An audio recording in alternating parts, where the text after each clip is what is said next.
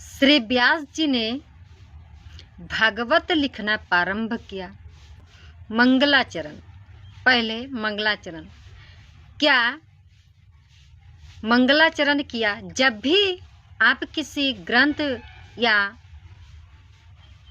किसी पुस्तक में प्रवेश करते हैं तो सबसे पहले उस ग्रंथ की भूमिका दी जाती है। तो सबसे पहले उस ग्रंथ की भूमिका दी जाती है। जो भी पुस्तक होता है, ग्रंथ होता है, तो ठीक वैसे ही वेदम जी ने, व्यास वेदम जी मंगलाचरण प्रारंभ किया। भागवत लिखना जब प्रारंभ किया, आप कोई भी किताब पढ़ते हो उसमें सबसे पहले भूमिका दी जाती है ना। कोई भी अगर आप किताब पढ़ते हैं तो उससे पहले एक भूमिका दी जाती है, फिर उसके स्टोरी उसका क्या होती है, अंत में उसका एक मोरल दी जाती है। जब भूमिका के बाद एक पुस्तक जब हाथ में लेते हैं, उसके भीतर जो भी स्टोरी होता है उसके बाद उसका एक मोरल होता है, मोरल होती है और एक शिक्षा होती है। तो उस कहानी में ये शिक्षा होती है। तो भागवत को प्रारंभ करने से पहले मंगलाचरण अर्थात इस ग्रंथ में किसके बारे में बताई गई है। मंगलाचरण का अर्थ ये होता है कि किसके बारे में बताई गई है। आप रामायण उठाएंगे तो रामायण में सबसे पहले राम जी प्रणाम किया गया है।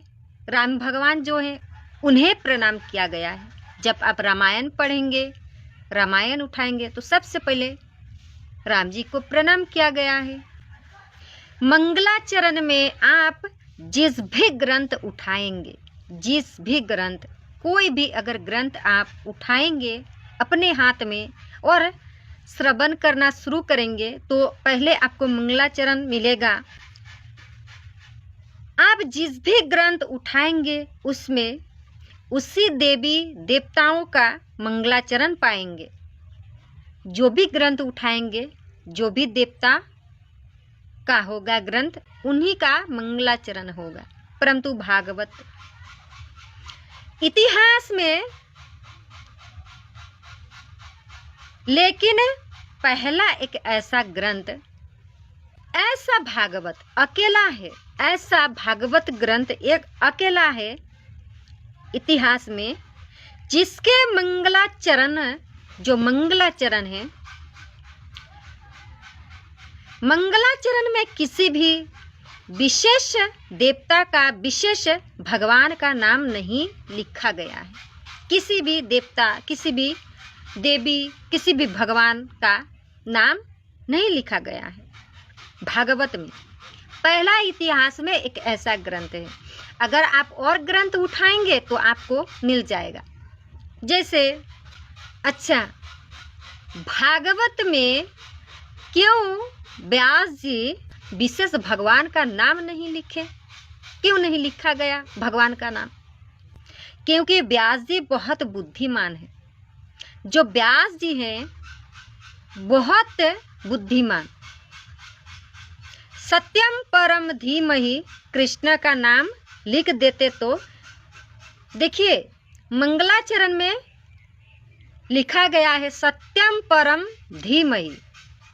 अगर यहाँ पर लिखा होता कृष्ण परम धीमहि तो भगवान जन्माधस्य अतो नयादितरतश्चार्थे, जो मंगलाचरण है वहाँ अंत में सत्यम परम धीमहि व्यास जी ने लिखा। अगर यहाँ पर कृष्ण का नाम लिख देते तो देखिए कृष्ण परम धीमहि अगर होता ना, कृष्ण भक्त कहते, ये भागवत हमारी है, हम कृष्ण भक्त हैं, कहते ना, ये भागवत जो राम भक्त है उसका नहीं है, ये सिर्फ हमारा है, हम कृष्ण भक्त हैं। अगर सत्यम परम धीमहि के जगह में रामाम लिख देते तो रामानंद कहते कि भागवत हमारी है, ये भागवत हमारी है। रामम अगर लिखते, रामम परम धीमहि अगर लिखते तो व्यास जी बहुत बुद्धिमान। देखिए, धर्म के नाम पर, ग्रंथ के नाम पर झगड़ा ना हो, इसलिए वेदम व्यास जी ने समझदारी से सबका नाम हटाया और लिखा सत्यम परम धीमहि, यानी भक्त धर्म सत्य को मानता हो, ये भगवत, जो भागवत है, भागवत उसी के हैं। जो धर्म सत्य को जो भी मानव, जो भी जीव मानता हो, ये भागवत उसी का है। आप चाहे राम कहो चाहे कृष्ण कहो, जो सत्य का मानता है, ये भागवत उसी की ही है। आप अगर राम को मानते हैं, राम कहते हैं, कृष्ण कहते हैं, भगवान विष्णु कहते हैं, अगर सत्यनारायण भगवान है उन्हें मानते हैं, तो ये ग्रंथ आपका है। जो भी मतलब सत्य को मानता है, ये भागवत उसका है। बड़ी समझदारी से मंगलाचरण किया है, बहुत समझदारी से, बहुत, इतना समझदारी, कहीं भागवत धर्म के नाम से बट न जाए। व्यास जी ने बहुत बुद्धिमान कार्य किया, तो ना बट जाए, इसलिए संप्रदाय के नाम पर बट ना जाए, संप्रदाय के नाम पर बांट ना दिया जाए, क्योंकि आज के समय में धर्म के नाम बहुत बांटा जाता है, बहुत बांटा जा रहा है धर्म का नाम, बहुत। इतना झगड़ा कहीं नहीं मिलेगा जितना आज मिल रहा है, कहीं नहीं, आपको कहीं देखने के लिए नहीं मिलेगा। लेकिन आज धर्म के नाम में आपको बहुत झगड़ा देखने के लिए मिलेगा, और मिल भी रहा है। तू ये धर्म वाला है, तू ये भगवान को मानता है, तू ये संप्रदाय को मानता है, तू ये संप्रदाय को मानता है, तो इसलिए मैं तुमसे बात नहीं करना चाहती, नहीं जाना चाहती हूँ आपका संप्रदाय में, आपका धर्म में। तू ये संप्रदाय वाला है, इसी चक्कर में पड़े हैं, अभी लोग इसी चक्कर में पड़े हैं। बस कृष्ण भक्त राम मंदिर नहीं जाते, बस इसी चक्कर में पड़े हैं। जो राम भक्त हैं कृष्ण मंदिर नहीं जाते, और जो कृष्ण भक्त हैं राम मंदिर नहीं जाते। आपस में लड़ाई चलता है, आपस में भी आपको देखने के लिए मिलेगा, लड़ाइयाँ होती रहती है। एक छोटा सा गांव था और एक कथा आती है, उस गांव में एक भी मंदिर नहीं था। तो गांव वालों ने सोचा कि क्यों ना हम सब मिलकर पैसा इकट्ठा करें और मंदिर बनाया जाए।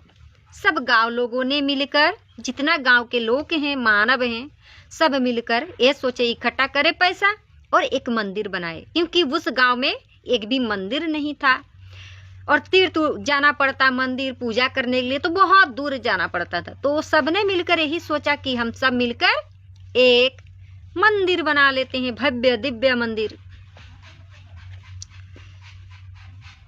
सबने मिलकर विचार किया और सबने मिलकर मंदिर बनवाते, एक सुंदर सा मंदिर। गांव से दूर नहीं जाना पड़ेगा, यहीं पर बैठे बैठे हम सब पूजा पाठ कर ले। तो दान इकट्ठा किया गया और भव्य बड़ा एक मंदिर बना दिया गया। पैसा इकट्ठा करके सबने मिलकर एक भव्य दिव्य मंदिर बना दिया, सब गांव वालों ने, और भव्य बड़ा मंदिर तो बन गया। अब अगला प्रश्न ये आया, मंदिर में मूर्ति किसकी रखे? वहां पर बनाया गया तो ये प्रश्न किया गया कि मंदिर तो हमने बना लिया, अब मूर्ति रखे तो हम किसके मूर्ति रखें। तो कुछ लोग बोले कि मंदिर में राधा कृष्ण की मूर्ति रखें, कुछ लोग कहने लगे मंदिर में राधा कृष्ण की मूर्ति रखें। भगवान राधा कृष्ण की मूर्ति रख दी गई, विराजमान कर दी गई उस मंदिर में, जो मंदिर बनाया गांव वालों ने। लेकिन अब क्या हुआ, बोले गांव में जितने राधा कृष्ण के भक्त थे, कृष्ण राधा के जितने भक्त थे, राधा के भक्त थे, वो तो मंदिर में आते थे, मंदिर में हर रोज आते थे पूजा पाठ करने के लिए, बातचीत करने के लिए। लेकिन यहाँ पर बहुत बड़ा समस्या हो गया, राम भक्त वाले नहीं आते थे। जो राम को मानने वाले, राम को पूजा करने वाले, वो कभी नहीं मंदिर में आते थे। जब हमारे राम जी नहीं तो हम क्यों जाए। सबने कहने लगे जितना राम भक्त थे, जब हमारा राम जी विराजमान नहीं, उस मंदिर में राम जी का मूर्ति नहीं, तो हम क्यों जाए। अब जिन्होंने मंदिर बनाया उन्होंने कहा ये तो गड़बड़ हो गया, बहुत गड़बड़ हो गया, अब क्या करें। तो रेस्क्यू ने जो मंदिर बनाया बोला, मीटिंग रखी हमने, थोड़ी सोचा था कि केवल कृष्ण भक्त आए। उन्होंने एक मीटिंग रखा और कहा कि हमने थोड़ी ना सोचा कि सिर्फ कृष्ण भक्त आए, हम तो सबके लिए बनाए, सब आए, राम भक्त आए, कृष्ण भक्त आए, विष्णु भक्त सब आए, जो शिव को मानने वाला वो भी आए। हम सोचा था सब आएंगे, राम भक्त नहीं आते हैं, अब हम क्या करें, अब क्या करना चाहिए। अब रेस्क्यू ने सोचने लगा जो बनाया मंदिर, अब सबने मिलकर सोचा ये राधा कृष्ण की मूर्ति जो है ना हटा दे और राम दरबार लगा दो।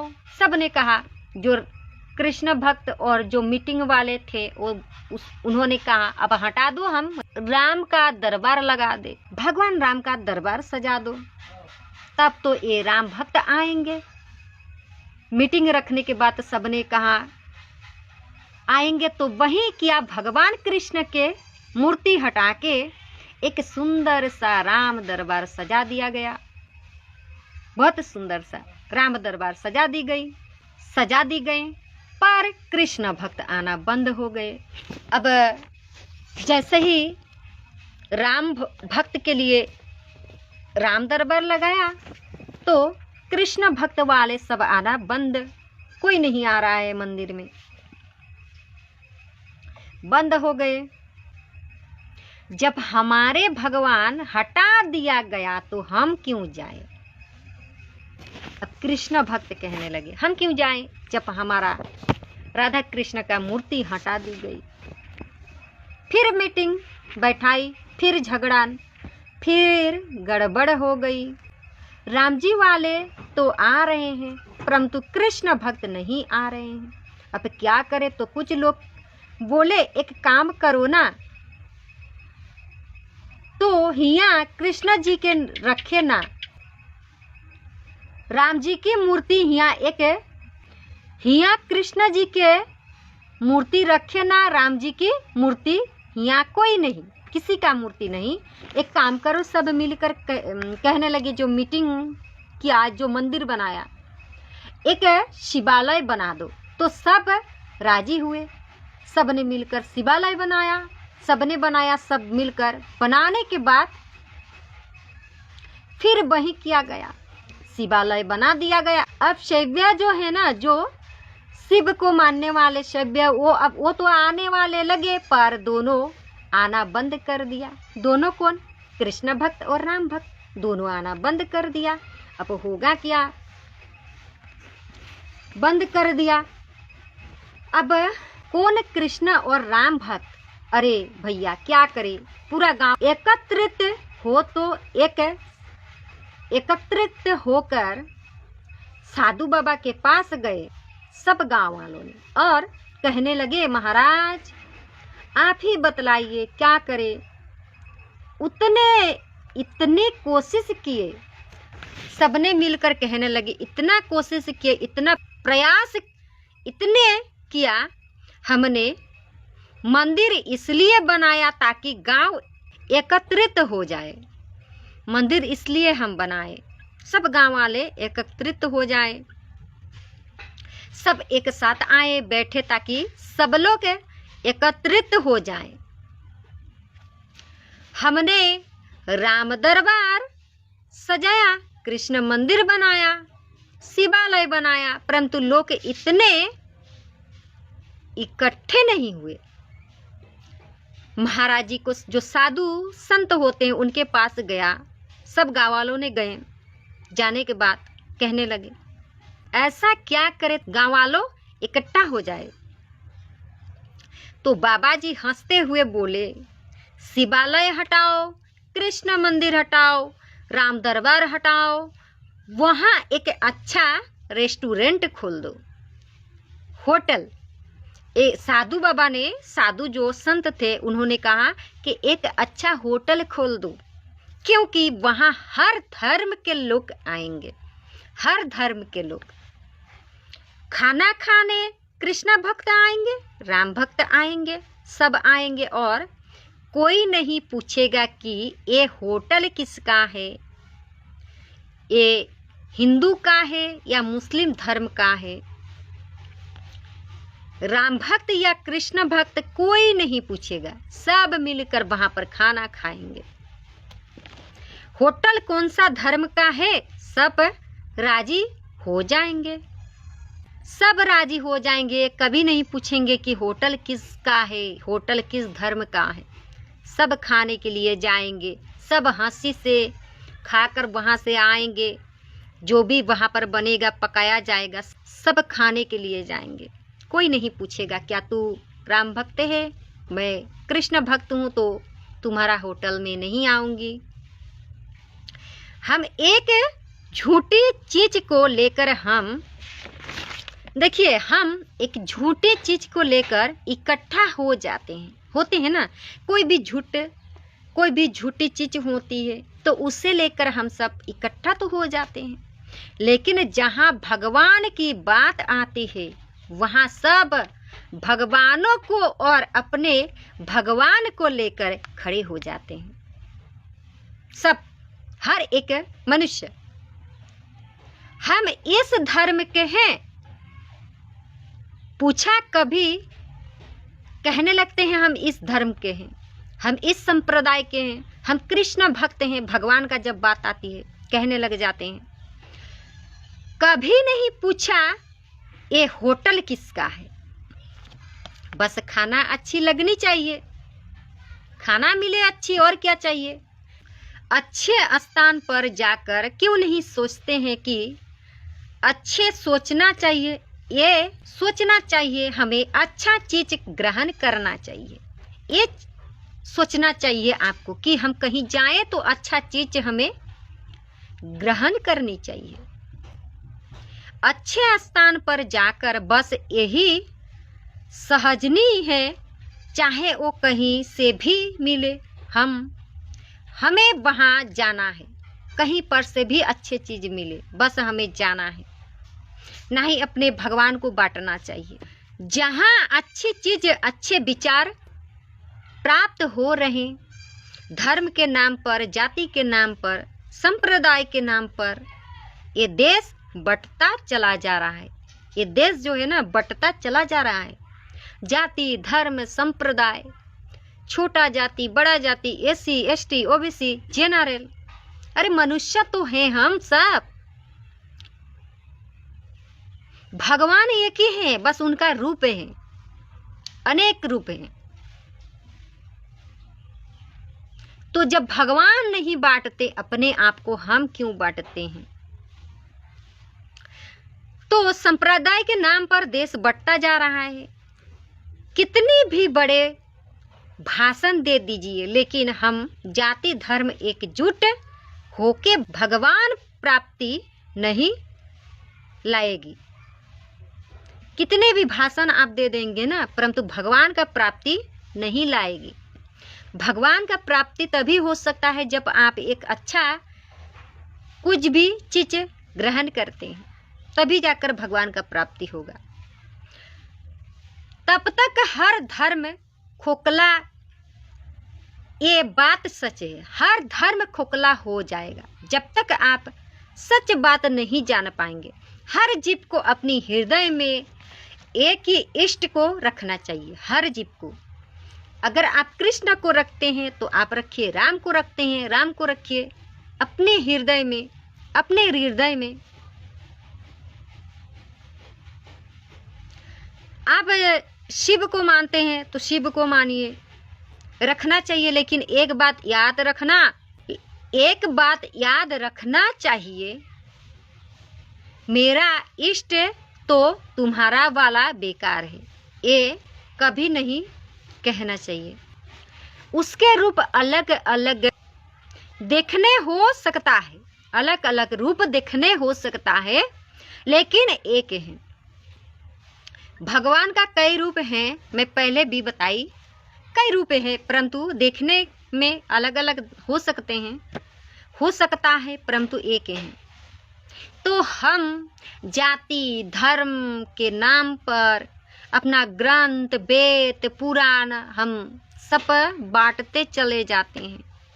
सब वही जड़ से हैं, सब उसी पेड़ के जड़ हैं। हम सब जितना ग्रंथ है ना, छंद ग्रंथ वेद, सब उन्हीं पेड़ का जड़ है। तो हमें भगवान देवी देवता को बांटना नहीं चाहिए अपने जीवन में कभी भी। और वेदम व्यास जी इतना महाज्ञानी, श्रीमद् भागवत न बढ़ जाए, उसी कारण से सत्यम परम धीमहि मंगलाचरण में लिखा है। जय श्री राम।